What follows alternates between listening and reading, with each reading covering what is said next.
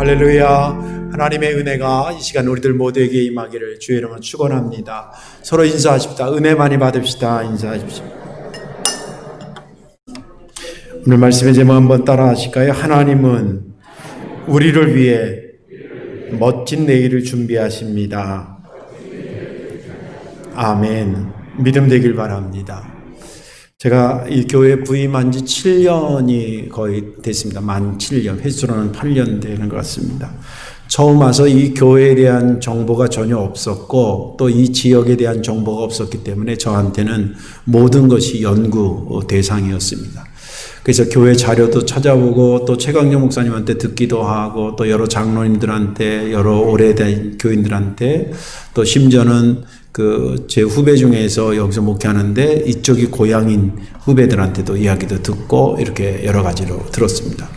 보니까 처음 설립되기 전에 이제 일단 예배처, 기도처 비슷하게 모일 때에 여기 가면 인주대로가 이렇게 있었다며 있잖아요 지금요. 거기가 옛날에는 개천이었는데 이렇게 여름철에 우기가 되면 비가 많이 와서 범람해가지고 그 당시에는 여기 사람들도 다 주안교회를 다녔대요. 근데 건너갈 수가 없어서 그게 너무 마음이 아파서 이쪽에서 모여서 예배를 드리되겠다. 그러면서 이제 이권사님을 중심으로 해서 그 가정에서 드리기 시작한 게 교회 출발이라고 그러더라고요. 그리고 이듬해인 39년도에 처음 교회가 설립이 되고 그리고 이제 성전적으로는 4성전까지 짓게 되고 제가 23대 목회자가 되더라고요. 그리고 또 옛날 분들 얘기를 들어보니까 여기가 언덕 위에 하얀 집처럼 우리 교회가 언덕 위에 이렇게 딱 있어서 우리 교회 교인이 아니더라도 성덕교회가 저기 있대 이렇게 아는 사람들이 많이 있었다 그러더라고요. 그리고 교회를 올라오는 데는 좋게는 밭을 지나와야 되고 좀 나쁘게 얘기하면 뻘밭 비슷하게 비 오고 막 이럴 때는 뻘밭이 져가지고 장화도 신고 와야 되고 뭐 그런 열악한 환경 속에서 교회가 계속 성장했던 그런 이야기들을 들었습니다.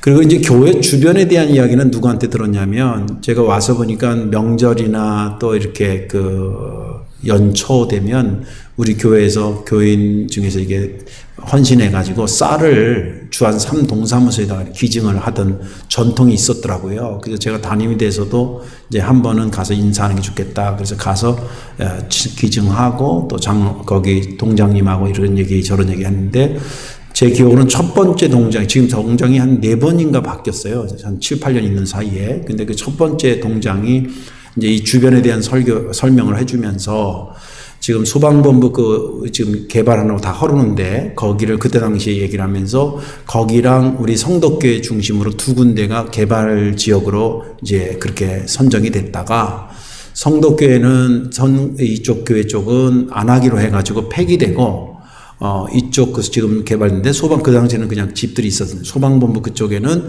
아직도 살아있다. 그런데 이게 한 20년 가까이 됐는데 아직 진행이 될지 안 될지 정확히 모른다. 뭐 그런 얘기 정도를 들었습니다. 그리고 나서 제 나름대로 이제 교회에 대한 정보를 입수하고 주변에 대한 정보를 입수하고 제가 이제 새벽마다 기도하기 시작한 것이 크게 2가지인데 하나는 교회 정보를 통해서는 하나님 이 지역이 우리 성덕교회를 통해서 복음화되게 해달라고. 왜냐하면 최강령 목사님이나 또 우리 공장로님이나 이런 분들의 얘기 들으니까 한 해에 어떨 때는 150명씩 등록하던 해도 있었대요. 그랬어요? 150명인지 50명인지 관심이 없으시구나. 올해 전도 많이 하면 상금 준다 그랬는 것 같은데 50만 원인가 준다 그랬는데 여러분들 시잡 자는데 아르바이트 하지 말고 영원 구원을 위해서 힘쓰세요. 근데 그런 얘기들 들으니까 제가 찔리기도 하고 사명감도 있더라고요. 그래서 어떻게 해요? 기도해야지. 그래서 새벽마다 주여 이 지역이 복음화되게 해달라고 기도했어요. 그리고 그 동장님 얘기나 이런 얘기를 들으면서 하나님 이 지역이 개발되고 발전되게 해 주옵소서. 그런 기도를 지금도 해오고 있고 앞으로도 하고 있을 겁니다. 7년이 됐습니다. 최근에 여러분들 뭐 다 아시는 사실이지만 우리가 기도했던 이 앞에가 2000세대가 들어서게 되고 3년 뒤에 들었습니다. 그리고 이쪽에는 3000세대가 돼서 땅을 파고 지금 아파트가 짓게 됩니다. 합치면 5천 세대예요. 저번에 교육자회에 갔더니 우리 집안 어떤 목사님이 그래요. 아유, 복은 다 성덕교회가 다 가져가는 것 같아요. 그래서 왜 그러냐 그랬더니 아니 그 교회를 가운데 놓고 양쪽으로 해가지고 5천 세대가 들어서는 거예요. 그래서 내 속으로 쥐네 교회나 신경 쓰지 왜 남의 교회에 신경을 써 그랬는데 근데 여러분들 지금 우리가 숫자를 이렇게 5천 세대 그러니까 그냥 5천 세대인가 보는데 나중에 보세요. 어마어마한 겁니다. 물론 제가 이렇게 얘기를 하면 목사님 동네에 아파트 들었으면 뭐 개발되고 발전되는 거 전부입니까? 그게 답니까? 라고 반문하시는 분도 있을 수 있어요. 한편 이해가 된다고 저는 생각이 들어요. 그런데 또 이렇게 한번 생각해 보십시다. 시골은 시골스러워지는 게 개발되고 발전되는 거고 도시는 도시스러워지는 게 개발되고 발전되는 거예요. 요즘은 시골 지역에 자연이 녹지가 참 우거진데 30층짜리 아파트가 들어선다고 생각해 보세요. 이게 얼마나 생뚱맞습니까? 안 어울려요. 개발되는 게 아니라 망치는 겁니다. 그러나 반대로 인구 밀도가 높은 도시에 다 수용이 안 돼가지고 얕은 집만 다닥다닥 붙어 있는 것도 역시 개발되고 발전되는 게 아닙니다. 여기에 인구를 그 누구의 잘못도 아니죠. 필요해서 다 이쪽으로 모여 사는데 다 수용할 수 있도록 짓는 방법이 아파트를 짓는 방법밖에 없습니다. 제가 미국에도 보니까 워싱턴 DC 쪽에는 땅이 널널해가지고 단독주택이 많아요. 그리고 도시가 형성돼 있어요. 근데 뉴욕에 가봤어요. 근데 거기는 조그만데 인구가 밀도가 높으니까 다 빌딩이에요. 다 100층짜리 막 어쩔 수가 없어요. 그런 것처럼 도시는 도시다워지고 시골은 시골스러워지는 것이 지역이 개발되고 발전되는 겁니다. 그런 맥락에서 이런 것을 굉장히 고무적으로 생각하면서 문득 기도하면서 이런 생각이 드는 거예요. 이 지역에 이렇게 5천 세대가 들어서면서 하나님께서 우리 교회 앞날을 위해서 내일을 위해서 뭔가 준비하고 계신다는 느낌이 확 들어요. 그분이 우리 교회를 위해서 준비한다는데 정작 우리도 그 흐름에 같이 있지 않으면 안 되지 않겠나. 우리 하나님은 우리 위해서 멋진 미래를 준비하실 텐데 라는 생각을 하면서 지금도 계속 기도하고 있습니다. 여러분들도 우리 교회 앞날을 위해서 또 여러분들 개인의 삶의 앞날을 위해서 멋진 내일을 준비하시는 하나님 앞에 감사하시고 계속 기도하는 저와 여러분들 되시기를 주님의 이름으로 축원합니다. 오늘 본문에 있는 말씀은 이스라엘 백성들이 타락해서 하나님께서 그들을 포로로 바벨론 포로로 다 끌고 갔습니다. 그리고 끌고 간 다음에는 그 예루살렘 성전마저 붕괴되고 성읍이 다 붕괴되게 하셨습니다. 그리고 그 포로에 잡혀간 사람 중에 누가 있었냐면 에스겔이 있었는데 그 에스겔에게 오늘 보여준 환상의 내용이 오늘 본문에 있는 내용입니다. 1절에 말하기를 정확히 그 환상을 보게 된 날을 정확히 얘기하고 있습니다. 포로로 잡혀간 지 25년 된 그때가 성전이 붕괴된 지 14년 됩니다. 그리고 그해 1월달 첫째 달 10일 되는 날. 그러니까 쉽게 얘기하면 BC 572년 1월 10일 날이에요. 그걸 환산해 보면. 근데 그날을 얘기하는데 여러 가지로 지금 그걸 소개합니다. 정확하게 얘기하려고 그러시는 의도가 강하고 있죠. 그날 하나님께서 에스겔에게 나타나셔서 야, 내가 너에게 좀 보여줄 게 있다. 같이 가자. 그러면서 환상이니까 자기는 지금 어디가 있냐면 바벨론 포로로 잡혀가 있는 그 지역에 있는데 당신을 딱 들어서 마치 날아가듯이 날아가서 어디다 탁 세웠는데 보니까 이 이스라엘 지역의 북쪽에 있는 가장 높은 산에다 자기를 딱하니 세워놓더라는 거예요.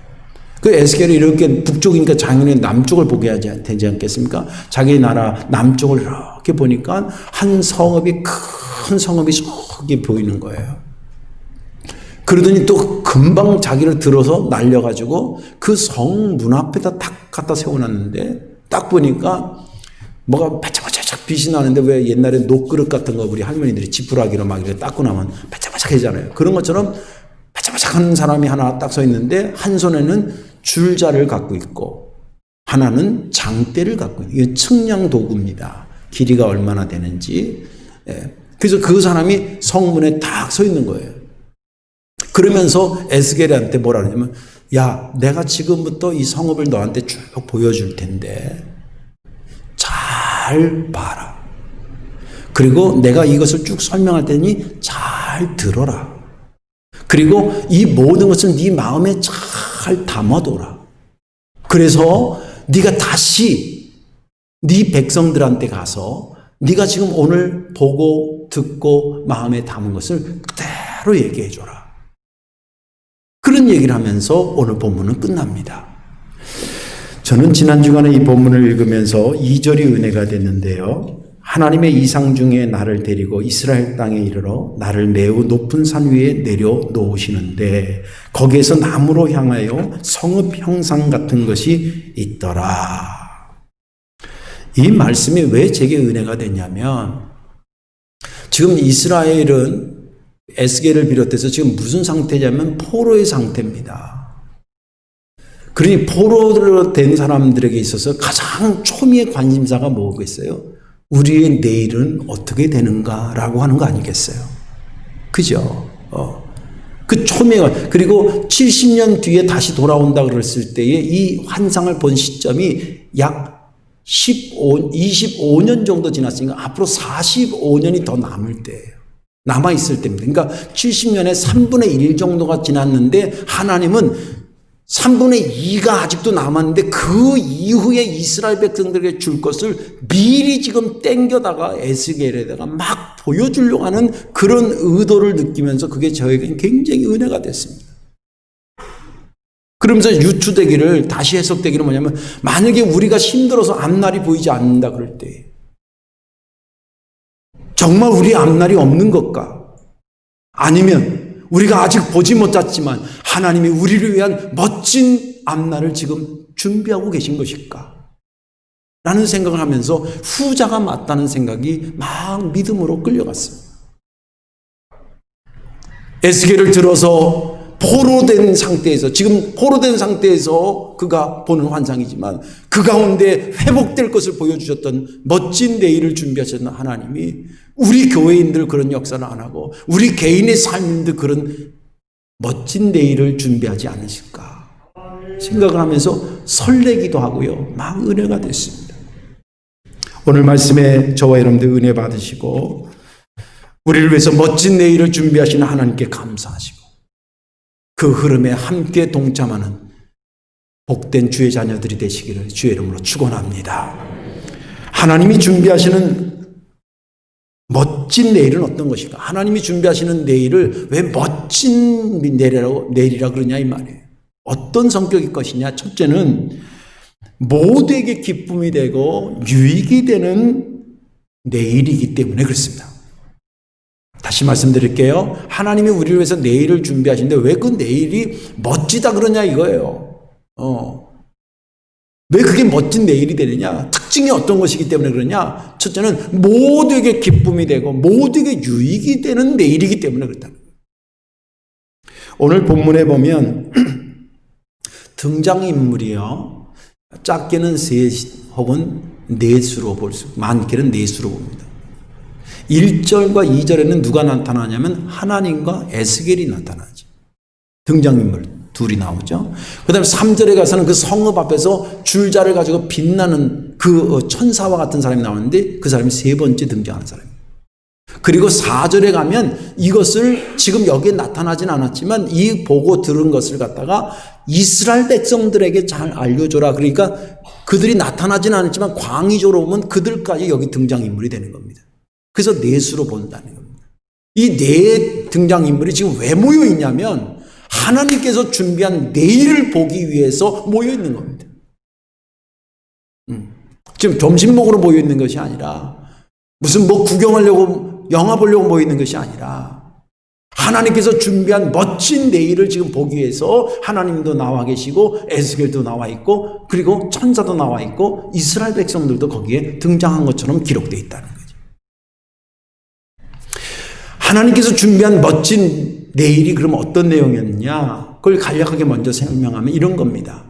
이스라엘 백성 여기 지금 에스겔이 자기들이 포로로 잡혀갔다고 했는데 이게 25년 됐다는데 이게 이제 포로로 잡혀갈 때 한 번에 싹 간 게 아니라 몇 차례 나눠서 포로로 잡혀갔습니다. 그 첫 번째 그룹에 속해 있던 사람이 에스겔이었습니다. 그 25년 끌려간 거예요. 25년 전에 지금 여기 본. 그리고 나서 와서 한 10년 정도 됐는데 성전이 붕괴됐다는 얘기를 듣습니다. 여러분들이 우리가 그런 건 아니지만 만약 전쟁이 났다고 생각해 봅시다. 그래서 불가피하게 우리 대전 쪽으로 피난을 갔어요. 근데 몇 달 지나 들리는 소문에 우리 성도교회가 폭격을 당해가지고 다 허물어졌다고 주한 3동 이쪽이 쑥대밭 됐다고 얘기를 들었다고 생각해 보세요. 기분이 어떻겠나요? 그게 그래도 버티고 있어야 우리가 다시 돌아갈 것 같은데 그게 다 무너졌다고 다 허물어졌다고 얘기를 들으면 가슴이 철렁하지 않겠어요? 예. 이게 이제 그들의 상황이었던 거죠. 예, 그들의 상황이었던 거죠. 그리고 속절없이 기다리고 있는데 하나님께서 그 미래에 대한 자기들의 초미의 관심 그리고 한숨이 가득 찬 미래에 대해서 하나님께서 한숨 쉴 일이 아니라는 거예요. 내가 지금 보여주는 걸 보라는 거예요.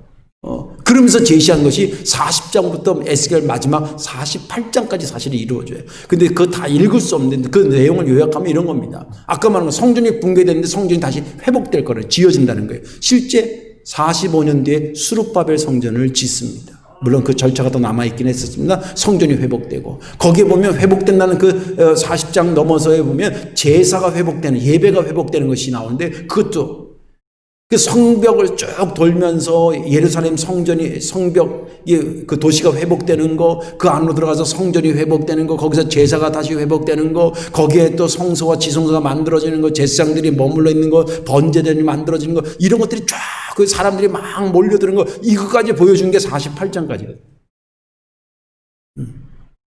이걸 지금 보여주기 초입의 내용을 오늘 이 40장 1절에서 4절까지 읽은 겁니다.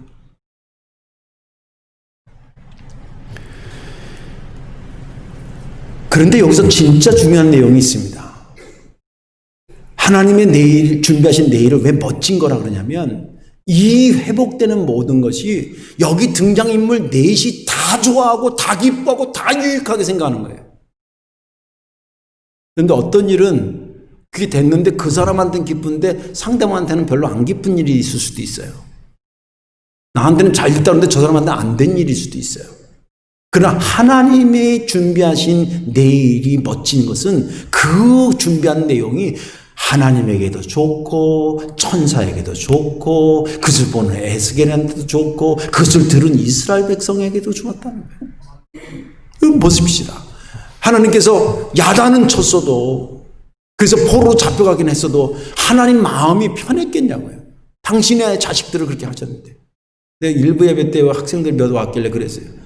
너네들 엄마 아빠한테 잘해야 된다고 엄마 아빠한테 야단 맞고 엄마가 너네들 야단치고 매 때리고 그러고 나서 그날 저녁에 편히 자는 건 줄 아냐고. 응? 근데 그래 보신 분 있으시죠? 근데 그날 밤에 어떻게 꿀잠이 오던가요? 응? 그러려면 저 스포츠용품에 가가지고 샌드백을 하나 사요. 5만 원 주고. 그걸 두들겨 패야지 자식 패고 나서 기쁜 아버지 운동 개운하게 하신 분이 아니잖아요. 하나님께서 이스라엘 백성을 그러고 나서 뭐가 기뻤겠어요? 사실은 보낼 때부터 하나님은 70년 뒤에 돌아올 걸 어떤 생각? 아까도 얘기한 시점이 지금 45년이 남았어요. 70년 포로 생활에 3분의 1밖에 안 지났는데 하나님은 에스겔을 불러서 아직도 반도 안 지난 상태에서 에스겔한테 그 내가 너희들한테 대한 준비가 이런 거라고 얘기하신 것이 얼마나 그것이 마음이 좋았으면 그렇게 먼저 말했겠냐고. 그러니 하나님께서 이거 하신 거 당신이 얼마나 기쁘고 얼마나 당신에게 유익한 것이겠어요. 또 그 하나님의 계획을 듣고 그것을 진행해 나가는 천사들의 입장에서 볼 때는 슬퍼할 일이 하나도 아니잖아요. 그리고 에스겔의 입장에서 보십시다. 에스겔은 포로로 잡혀갔는데 그 중에서 선제로 부름받았어요. 영적인 책임자예요. 책임자의 어깨가 항상 무겁다는 걸 알잖아요. 이 사람들을 어떻게 돌봐줘야 되나. 하나님 그렇게 말씀하시는데 이걸 어떻게 심어줘야 되나. 이런 마음으로 있다가 그것을 환상으로 귀로 듣는 것이 아니라 환상으로 확실하게 눈으로 보여주는 걸 통해서 에스겔이 아주 속이 후련했을 거 아니겠습니까? 그러니 에스겔이 슬퍼할 리가 있겠어요? 기뻐하고 즐거워했겠죠. 또 그것을 듣고 이스라엘 백성들한테 내가 몇 날 며칠 내가 보고 들은 이것을 내가 너희들에게 말하는데 하나님 이렇게 회복될게 하시더라. 그 얘기를 들은 이스라엘 백성들이 믿거나 말거나지만 사실 내용 자체는 그 슬플 내용이 아니잖아요. 계속 망할 것이 아니라 계속 회복될 걸 얘기하고 있는데 뭐가 슬프겠어요? 그러니까 말씀하신 하나님이나 그것을 진행하는 천사나 그것을 본 에스겔이나 그것을 전해 들은 이스라엘 백성들 모두가 기뻐하고 즐거워하고 유익하게 하는 것을 주님이 준비하셨기 때문에 그것을 멋진 준비라 그러는 거예요. 예수님이 이 땅에 오신 것도 마찬가지 아닙니까? 예수님이 이 땅에 오셔서 그 아들을 보내는 것이 하나님 마음이 아프지만 그러나 그 아들의 십자가를 통해서 온 인류가 구원받은 은혜가 생기니까 기뻐하셨고 또 당신도 예수님 자신도 그 십자가 지는 것이 쉽지는 않았지만 정말 잔을 옮기고 싶은 마음이 있었지만 그러나 아버지의 뜻이 그것이라고 생각하고 그것을 순종하면서 온 인류를 구원하는 구원의 준거 틀을 만들었으니 이것처럼 기쁨과 유익이 어디 있겠습니까? 또 그분이 이 땅에 오셔서 고난받으시고 십자가 달려 죽으셨지만 우리 구원받은 우리 입장에서는 너무 고마운 거 아니겠습니까? 그분 때문에 우리가 오늘 여기 앉아서 예배하고 제가 우리 교인들에게 몇 명 눈빛을 보면 저 사람 예수 아니었으면 진짜 이상하게 살 사람 몇 있어요. 제가 교인 사람들 얼굴만 보고 사는 사람이라 딱 보면 알아. 그래도 예수 믿고 변화돼서 저렇게 앉아있는 거 너무 감사한 거예요. 예수님이 이 땅에 오신 것도 하나님도 기쁨이고 예수님에게도 기쁨이고 그 구원의 은혜를 입은 우리도 기쁨이에요. 또 81년 전에 우리 교회가 이 땅에 세워진 것도 역시 하나님의 기쁨이었고 예수님이 당신의 피값으로 세웠으니 당신의 보람이었고 또 우리 성도교회의 유익이고 기쁨이었습니다. 81년 동안 우리가 아까도 얘기한 것처럼 뭐 하게 되면 동장님 새로 부임하면 인사 오고 막 그래요. 전화도 오고. 그만큼 우리 교회가 이 지역에 한 것이 알게 모르게 은은히 있었던 거예요. 우리 지역에 우리 교회 위치를 말해주는 거거든요. 제가 뭐 대단해서 저한테 인사로 오겠어요? 아니라고 저는 봐요. 그 81년 동안 이 지역을 위해서 이렇게 섬길 수 있었으니 우리가 나눠준 쌀만 해도 한두 푸가 아니고 나눠준 구제연금만 해도 그렇고 이 지역에 그런 일들도 있고 또 이 교회를 통해서 이 교회 때문에 예수님 믿고 주님 나라 가신 분이 제가 와서 장례 치른 것만 해도 한 50분 되시는데 81년 동안 내가 대충 계산하니까 한 600명 내지 700명 가셨더라고요. 그 성도교회가 그 역할을 했으니 얼마나 감사해요. 또 그 외에 지금 이 교회를 통해서 정말 삶의 기쁨을 가지고 용기를 가지고 사는 모든 성도들까지 하고 여태까지 있어서 우리 교회를 거쳐서 딴 교회로 가든지 뭐 목사님 돼서 가시든지 뭐 이런 분들까지 수천 명이 혜택을 본 거예요. 돌이켜볼 때 우리 교회가 한 것이 하나님만의 기쁨이 아니라 예수님만의 기쁨이 아니라 우리들 모두의 기쁨이었더라고요. 그래서 멋진 내일을 준비하셨다고. 두 번째로 하나님이 준비하신 멋진 내일은 어떤 것이냐면 반드시 성취되는 멋진 내일. 그분의 내일 준비가 왜 멋지냐? 반드시 성취되기 때문입니다. 오늘 1절과 2절, 3절을 보면 1절에 우리가 사로잡힌 지 25째 해 성이 함락된 14째 해 첫째 달 10째 날에 곧 그날에 여호와의 권능이 내게 임하여 나를 데리고 이스라엘 땅으로 가시되 3절에 쭉 나오다가 빛난 사람 하나가 손에 3줄과 측량하는 장대를 가지고 문에 서 있더니 이 1절과 3절에서 강조하는 것은 뭐냐면 날짜와 측량 도구입니다. 공통점이 뭔지 아세요? 정확성. 1절에 뭐 우리가 포로로 잡혀간 지 몇 년, 성벽이 무너진 지 몇 년, 그 다음에 몇 월 달, 며칠, 이거는 사실은 한 날을 말하는 거예요. 계산해 보니까 서기전 572년 1월 10일이에요. 그 날을 표현하는데 우리가 포로로 잡혀온 날, 함락된 지 얼마 되는 날, 그리고 나서 몇 월 달, 그리고 나서 며칠째. 이렇게 날짜를 정확히 기록하고 반복하듯이 기록했을까? 여러분들 예를 보세요. 에스겔이 백성들한테 하는데 내가 언젠가 환상을 보니까 이렇게 하겠다라고 말하는 거하고 제가 2020년 8월 2일 새벽 기도 때 기도 중에 본 환상은 이렇게 얘기하는 거고 어떤 게 더 신뢰감이 같이 가요? 후자 같은 거 아닙니까? 얼마나 그게 충격적이고 아주 강력한 영향력이 있었으면 그 날짜를 잊어버릴 수가 없는 거예요. 여기 우리 신혼부부들 왔는데 결혼 날짜 기억하죠? 웬만한 IQ면 아마 10년지라도 알 거예요. 그리고 우리는 잊어버릴 수 없는 게 벌써 한 달 전부터 통보가 와.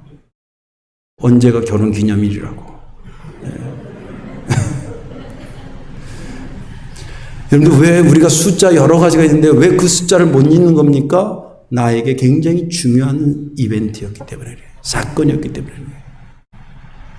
지금 에스겔이 그날을 말하는데 그날 그래도 되는데 그렇게 말하고 저기 보니까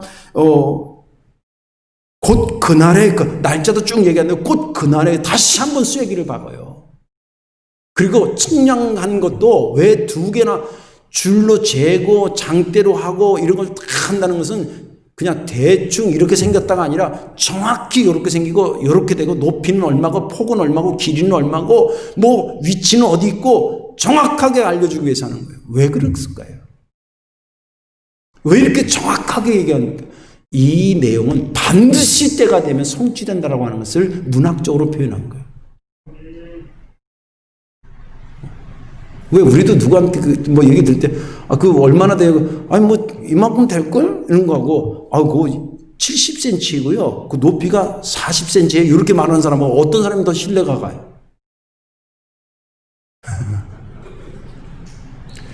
70cm고 40cm라고 얘기하는 사람은 얘기가 훨씬 더 신빙성이 있잖아요. 주님께서 날짜를 얘기하고 측량을 지금 강조하고 있는 이유는 뭐냐면 지금 내가 너한테 보여주는 것은 때가 되면 반드시 성취된다는 거예요. 여러분들 약속은 누구나 할 수 있습니다. 근데 약속의 백미는 뭐냐면 약속의 아주 키포인트는 뭐냐면 성취되느냐가 문제인 거예요. 아무리 그럴싸한 약속을 했어요. 갔는데 그게 안 돼. 소용없는 거 아니에요?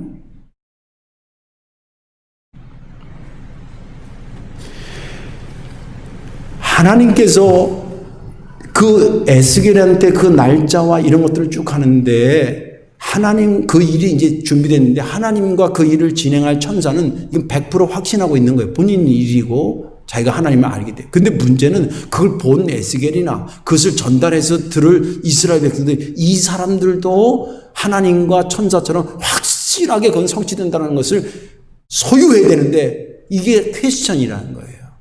아이고 환상은 환상인 거죠. 뭐 그게 뭐 아이고 목사님이 3년 뒤에 뭐 그런다 해도 뭐 그게 될지 안 될지 어떻게 알아요? 이럴 수 있잖아요. 예를 들자면 그러지 말라는 거예요.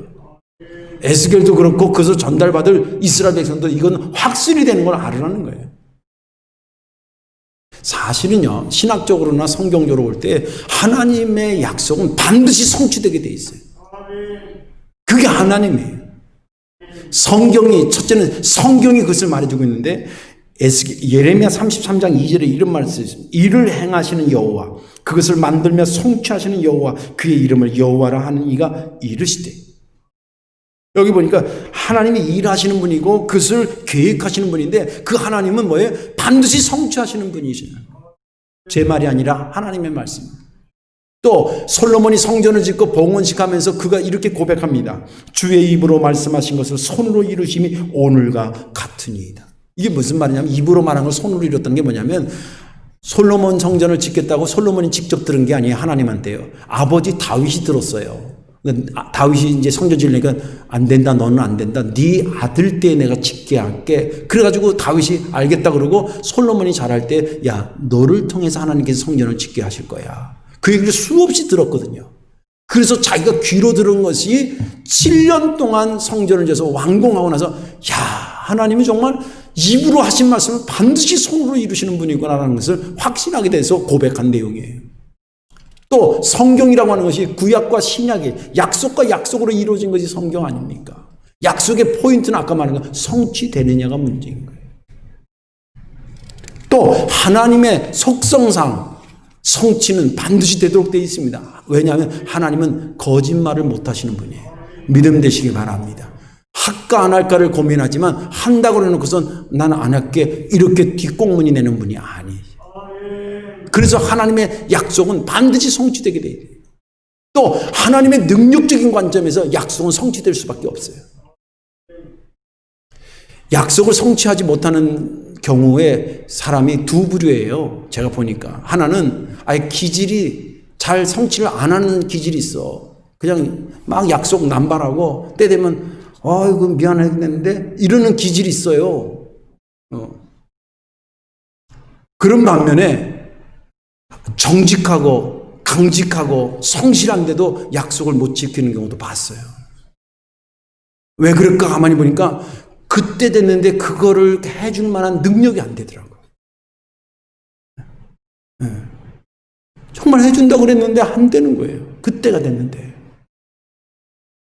그러나 하나님은요, 천지를 만드신 분이라는 것이 여러 가지 의미가 있는데 능력적인 관점에서 볼 때에 하나님은 하신 말씀에 대해서 때가 됐을 때 나 능력이 모자라서 그거 도저히 못 해주겠네 이런 분이 아니라는 거예요. 우리 교회를 위해서 하나님 멋진 내일을 준비하셨다 그러면 그때가 내일이 됐을 때 글쎄 내가 세우긴 세웠는데 그거 하려니까 지금 말이 힘든데 그래서 좀 못하겠는데 이런 분이 아니라는 거예요.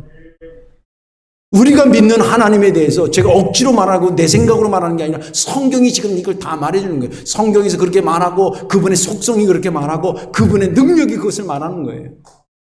그래서 하나님이 계획하신 내일을 멋진 내일이라고 말하는 것입니다.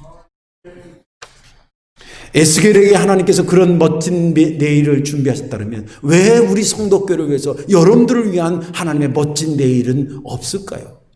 저는 있다고 봐요. 믿음으로 당겨보시기를 주의 이름으로 축원합니다. 아까도 얘기했지만 7년 전에 그 주변이 개발되고 발전되고 기도할 때 아무런 조짐이 없었어요. 오히려 하다가 안 됐다. 그 전에 뭐 개발 현장이 이렇게 사고 쳐가지고 안 됐다. 이런 얘기만 들렸지 될 기미가 하나도 안 보였어요. 그래도 계속 기도하는 거예요. 왜? 주님이 나에게 주신 비전처럼 느껴졌기 때문에. 그런 것입니다.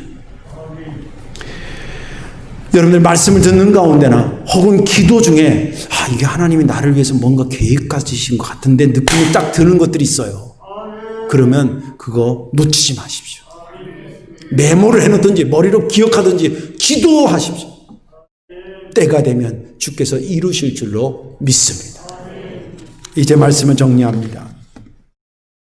미래는 참 독특합니다. 미래라는 시제 자체는 상당히 독특해요. 왜 그러냐면 내 삶과 미래는 밀접하기 때문에 미래를 내 삶에서 잘라서 두부 자르듯이 해서 그냥 무시하고 살 수 있는 사람이 아무도 없어요. 가만히 생각하면 그렇죠? 예. 그런데 또 아이러니하고 딜레마는 뭐냐면 그렇게 나랑 밀접해서 무시할 수 없는 미래인데 내가 어떻게 만들거나 조작하거나 이렇게 해놓거나 저렇게 해놓을 수가 없어요. 이게 딜레마입니다. 근데 가끔 갑자기 어떤 사고로 뭐 교통사고로 돌아가셨다. 그런 사람 하면 개인적인 사정은 모르겠지만 어딘가 뭔 일 하려고 가던 중 아니겠어요? 가서 누굴 만나든지 아니면 무슨 계약서에 사인하러 가든지 무슨 큰 프로젝트를 하든지 뭐 그러고 가려고 하다가 사고 나서 돌아가시면 분명히 그 미래는 그 사람하고 밀접했으나 그 사람의 미래를 어떻게 조작할 수는 없었지 않느냐. 겁을 주는 게 아니라 현실을, 그래서 폴 틸리라는 신학자는 그걸 shaking foundation, 흔들리는 터전 속에 우리가 산다. 불확실성에 있는 게 우리다라고 하는 거예요. 미래를 무시할 수 없으나 미래를 어떻게 하지 못하는 그런 긴장감 속에 사는 게 인간이 돼요. 그런 우리들에게 미래는 늘 숙제인 거죠. 그런데 하나님께서 나타나셔서 걱정하지 마라. 에스겔아, 네가 지금 포로로 잡혔으니 네 앞날이, 네 민족의 앞날이 그렇게 걱정되지. 자, 지금부터 보여줄게. 그리고 쫙 보여주는 거예요. 저와 여러분들도 말씀을 통해서 우리들의 멋진 미래를 주께서 제시한 줄로 믿으시기 바랍니다. 그때가 되면 모든 사람들이 유익하고 기뻐할 일이고 반드시 성취될 것을 우리에게 보여주신 바가 있는 것입니다. 그것을 놓고 기도하시다가 우리 위해서 멋지게 준비하신 내일이 저와 여러분들의 것이 되는 복된 역사가 있기를 주의 이름으로 축원합니다. 기도하겠습니다. 사랑과 은혜가 많으신 아버지 하나님, 마르그리트 에스겔이 얼마나 답답한 상태의 포로로 있었겠습니까? 포로라는 것이 자유가 없기 때문에 미래를 예측할 수 없었고, 그러나 미래에 대해서 무관심하게 살 수도 없었을 처지였을 텐데, 그에게 하나님께서 멋지게 계획한 내일을 환상 가운데 보여주며 힘과 용기를 또 이스라엘 백성들에게 전하며 그들도 그런 힘과 용기를 갖도록 하셨던 하나님, 주님 감사와 영광을 돌립니다. 에스겔에게 또 이스라엘 백성들에게 가지고 계셨던 멋진 내일에 대한 계획을 우리 성도교회와 우리들에게도 갖고 계신 줄로 믿습니다. 기도하며 그때를 바라보고 힘있게 살아가는 우리가 되게 하여 주옵소서. 예수님의 이름으로 축복하며 기도